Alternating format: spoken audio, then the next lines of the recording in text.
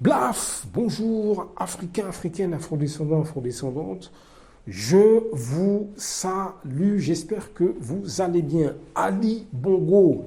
Ali Bongo, l'ancien président gabonais qui a littéralement fait comme son père en fait, a pillé le pays, un énorme mépris pour le peuple gabonais.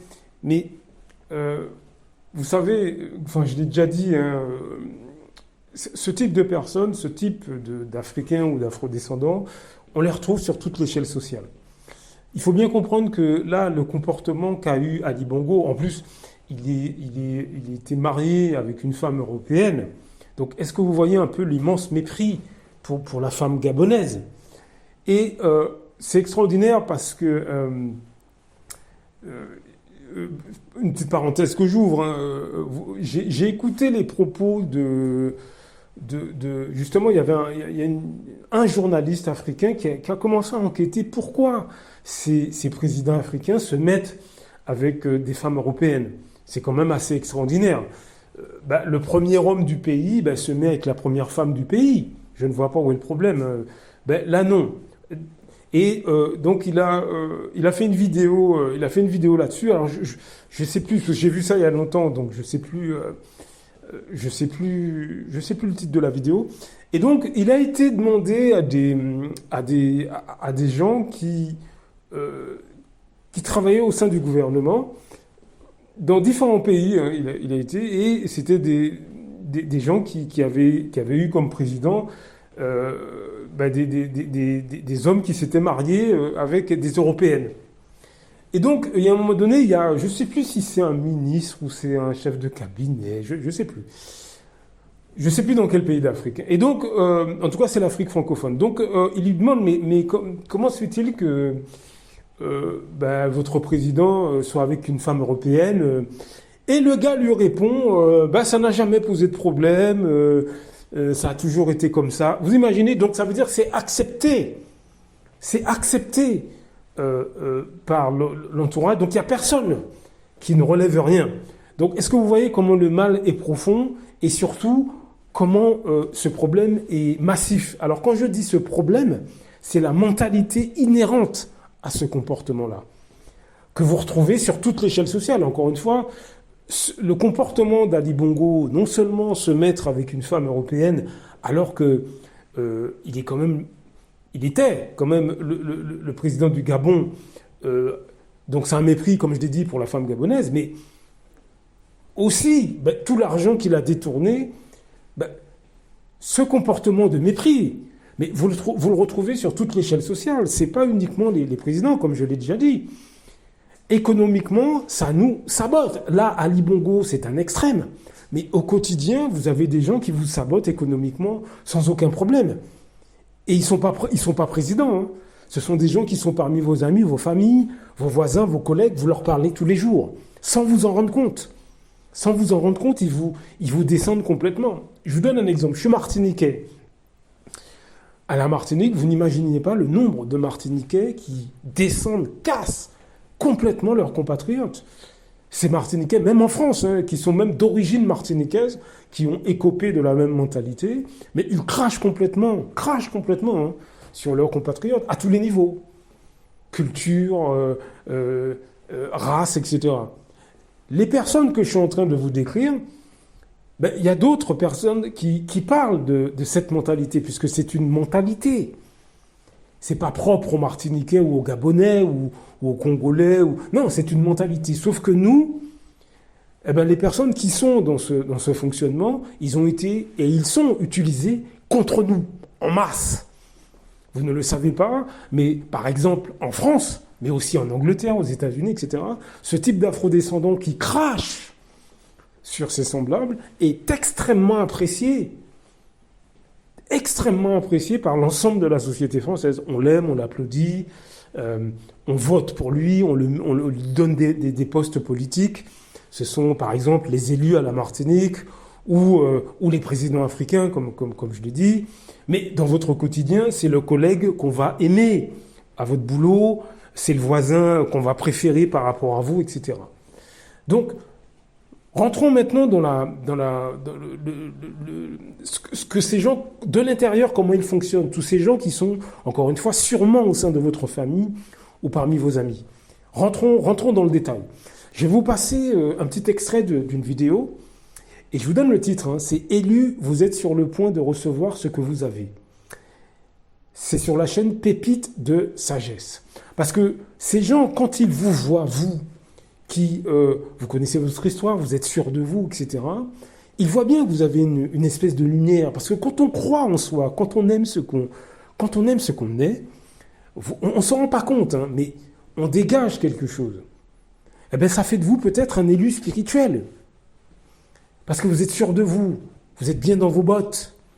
Vous voyez ce que je veux dire? Ce type de Martiniquais qui voit un autre Martiniquais, par exemple, bien dans sa peau, heureux d'être Martiniquais, bien dans son africanité, sa négritude, ben, il les voit comme des élus, finalement, d'une certaine manière. Vous voyez ce que je veux dire? Même si vous ne croyez pas dans ces trucs-là. Mais essayez d'y penser. Quelqu'un qui est bien dans sa peau, c'est pas quelqu'un qui n'est pas bien dans sa peau. Vous voyez? Eh bien, ces gens, dans leur tête, voilà ce qui se passe. Je vous laisse écouter. Vous ressentiez déjà dans votre esprit, mais vous préparera également à ce qui vous attend. Entrons dans le vif du sujet. Numéro 1. Votre évolution a mis en évidence leur stagnation. Ils ne vous ont jamais soutenu. Les personnes qui sont mal à l'aise avec votre ascension ne sont pas seulement jalouses, elles sont exposées. Votre évolution n'a pas créé leur ressentiment, elle l'a révélé. Lorsque vous étiez en difficulté, incertain ou coincé dans les mêmes cycles qu'eux, ils n'avaient aucun problème à vous applaudir. Vous n'étiez pas une menace. Vous ne leur rappeliez pas ce qu'ils pourraient refaire, mais refusaient de faire. Vous étiez juste l'un d'eux. Mais dès que vous avez commencé à briser les schémas, à vous déplacer différemment et à vous élever au-delà de ce qu'il attendait, l'énergie a changé. Ce n'est pas qu'ils voulaient que vous échouiez complètement. Ils ne s'attendaient simplement pas à ce que vous les dépassiez. Et maintenant que c'est le cas, cela les oblige à se poser des questions inconfortables. Pourquoi suis-je toujours là? Pourquoi n'ai-je pas progressé? Quelle est mon excuse? La plupart des gens n'aiment pas se regarder dans le miroir, et votre transformation leur en met un devant les yeux. Conseil, de leur validation ou de leurs opinions, et ce changement de dynamique les perturbe. Lorsque vous commencez à gagner, les gens expriment leurs véritables sentiments. Certains célébreront avec vous.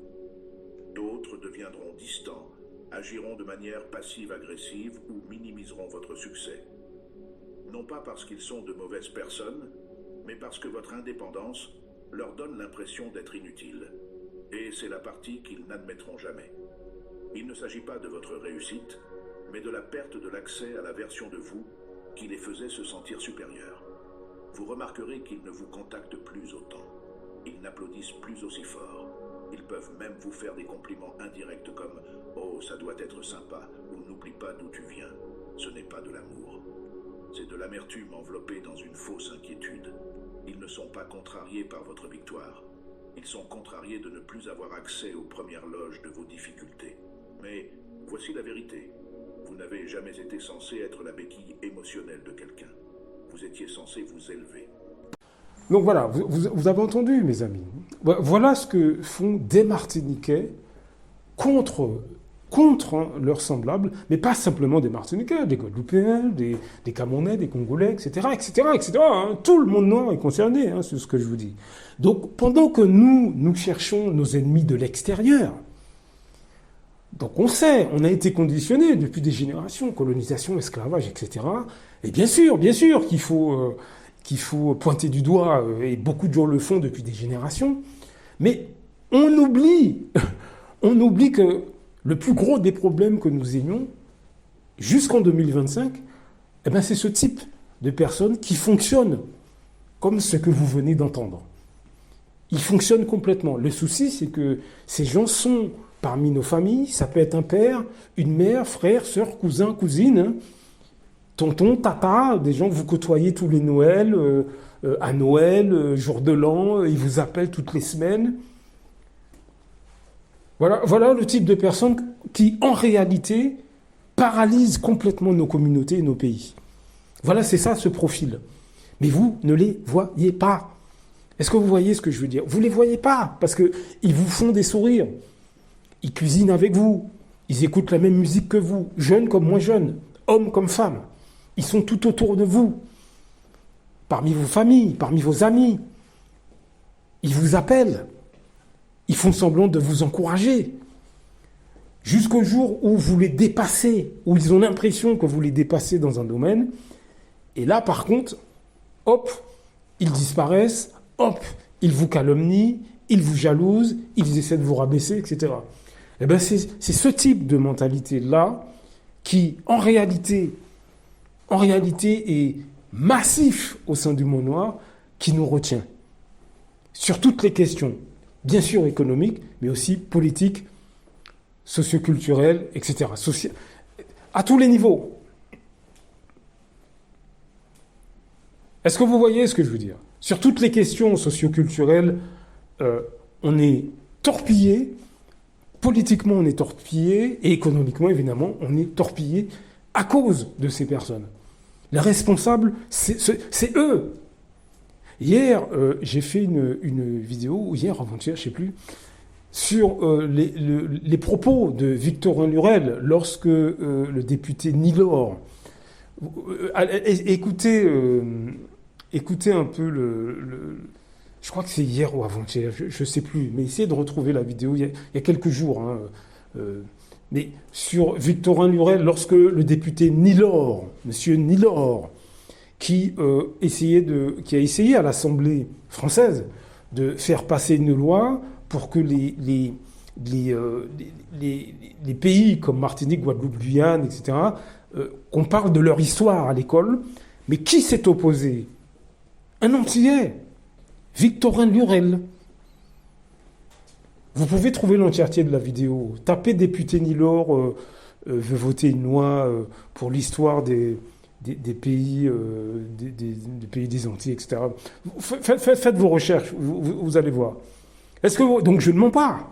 Quand vous lisez François Fanon, c'est ce qu'il explique. Et Aimé Césaire, c'est ce qu'il a expliqué pendant des années. Est-ce que vous voyez le truc, mes amis? Est-ce que vous voyez le truc? Donc, depuis des générations, ce qui se passe, c'est que on a une propagande qui nous est mis à la figure dans les films, les livres, etc., où, soi-disant, on dénonce l'esclavage, soi-disant, on dénonce la colonisation, les Blancs sont venus, etc. Mais ça, bien sûr que c'est une vérité. Mais ça, c'est pour nous faire occulter que de l'intérieur, ces gens ont bénéficié de l'aide de l'intérieur. Alors, je ne suis pas en train de dire les Africains ont vendu leurs frères. Ce n'est pas ce que je suis en train de dire. Je dis simplement que nous avons des vendus depuis des générations qui s'associent avec ceux qui veulent nous créer du tort. Et ces personnes, malheureusement, sont aussi au sein de vos familles. C'est pas que les présidents africains, c'est pas que des élus vendus, comme on peut voir en Martinique ou en Guadeloupe ou en Guyane, les élus locaux. Mais c'est aussi, comme je l'ai dit, quelqu'un qui se trouve dans votre famille, qui va vous critiquer parce que vous avez réussi à avoir un poste à votre boulot plus élevé. Ça va être un copain qui vous voit, par exemple, vous avez changé de voiture, il a l'impression que vous le dépassez. Ça va être le voisin qui vous voit heureux dans votre couple, ça lui pose problème. Voilà, c'est ce type de Martiniquais, Guadeloupéens, Camerounais, Congolais, Capverdiens, Haïtiens, ce que vous voulez. Hein. C'est ce type d'afro-descendants qui, au quotidien, depuis des générations, descendent complètement leurs semblables, cassent complètement leurs semblables, et c'est cette technique-là qui, finalement, nous cause beaucoup de tort. Quand je dis cette technique, c'est cette façon de nous détourner des vrais problèmes. Comme je l'ai dit, pendant qu'on est concentré sur les Blancs qui nous ont fait ci, qui nous ont fait ça, alors attention, avec raison, la colonisation, c'est pas nous qui l'avons inventée, hein. On oublie que le plus gros problème vient de l'intérieur, vient de l'intérieur de nos sociétés, de nos communautés, et le problème vient d'une partie très importante de nos semblables. Donc formez-vous sur ces questions-là. Comme je vous dis tout le temps, la résultante économique, le poids économique d'un peuple, c'est pas uniquement le fait d'avoir de l'argent, d'avoir tout le pouvoir, etc. C'est aussi comment les gens se comportent les uns vis-à-vis des autres. Ça influe sur nos capacités économiques aussi, de manière directe ou indirecte. Ouvrez les yeux et formez-vous. À très bientôt.